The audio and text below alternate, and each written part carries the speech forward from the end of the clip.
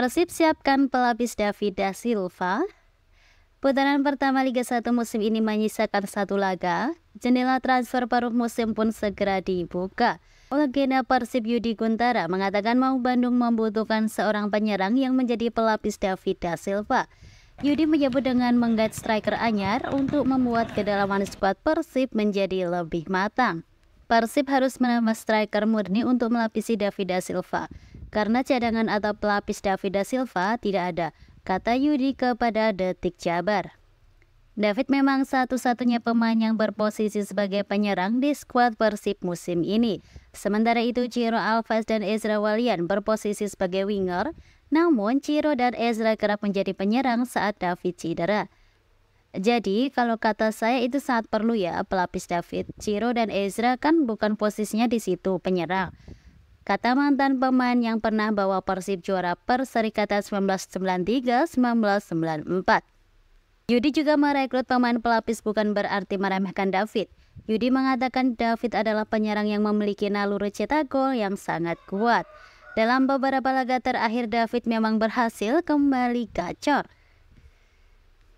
3 pemain Persib diisukan bakal dipinjamkan. 3 pemain Persib diisukan bakal dipinjamkan pada pertengahan musim. Mereka adalah pemain yang jarang menit bermain. Sejumlah pemain Persib Bandung diisukan bakal hengkang pada pertengahan musim kompetisi Liga 1.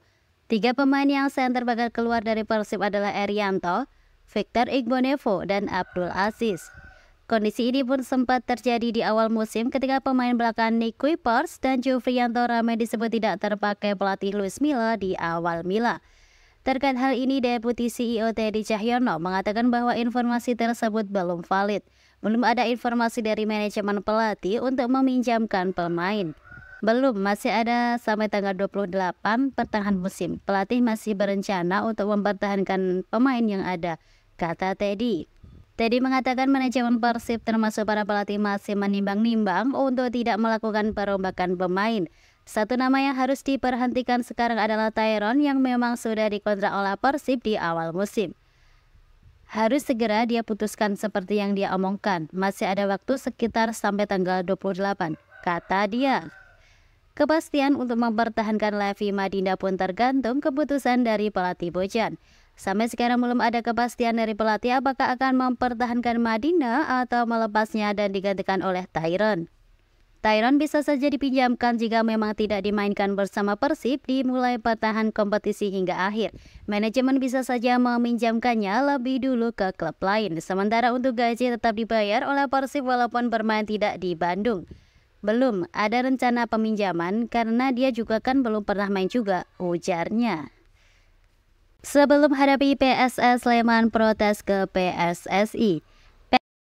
PSS Sleman melayangkan surat protes ke Komite Wasit PSSI. Langkah ini dilakukan buntut PSS Sleman dirugikan wasit saat melawan Persik Kediri di pekan ke-16 Liga 1 musim ini.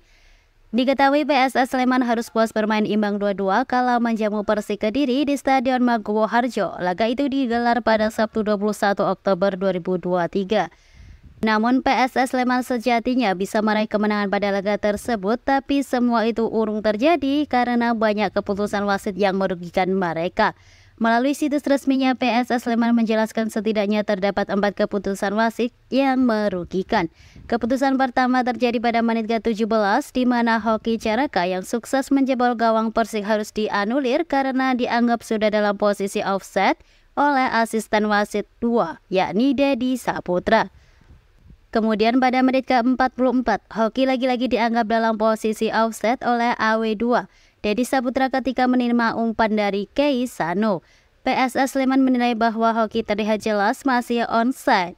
Nasib buruk kembali menimpa Hoki di menit ke-72 karena untuk ketiga kalinya dia dianggap dalam posisi offside.